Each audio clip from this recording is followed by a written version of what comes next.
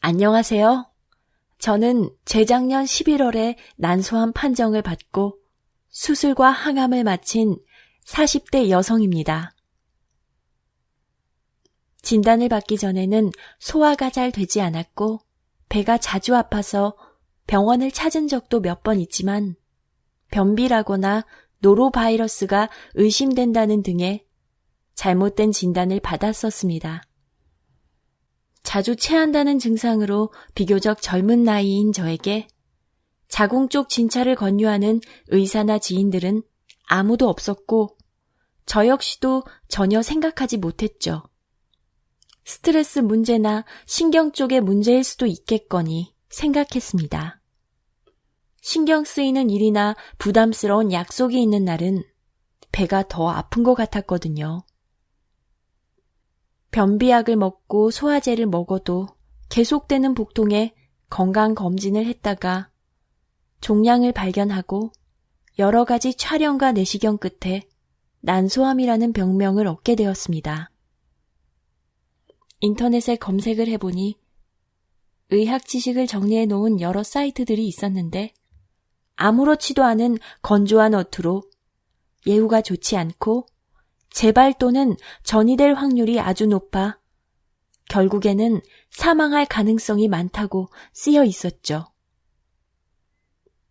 그래서 난소암이라는 병은 시간이 얼마 남지 않은 시한폭탄을 안고 살아가는 일인 거라고 생각했습니다. 그렇게 두려움과 암담함 속에 저는 수술을 마치고 나왔습니다. 처음에는 암 수치가 높아 뇌까지 전이됐을 가능성을 얘기하셨었지만 결과는 2기로 비교적 초기 단계라고 하셨는데 얼마나 감사했는지 모릅니다. 저는 항상 약간의 우울감을 가지고 살아가고 있었고 때로는 삶이 버거워 내일이 오지 않기를 바란 적도 있었어요. 하지만 막상 죽을지도 모른다는 이야기를 들었을 때는 너무 살고 싶었습니다.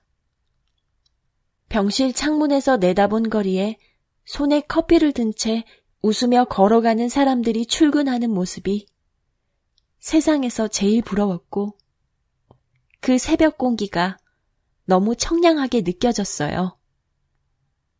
예전에는 태풍이라도 와서 출근을 못하게 되길 간절히 바랐었죠.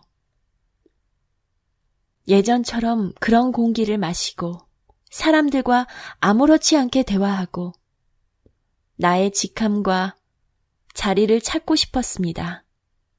수술 후 잠에서 깨어났을 때 비교적 초기라는 의사 선생님의 말씀에 울고 웃는 저 자신을 보며 암이라는 절망적인 상황에서도 아직 삶의 희망을 찾고 싶은 저의 진짜 속마음을 알게 되었어요. 내가 아주 비관적인 사람은 아니구나 라고.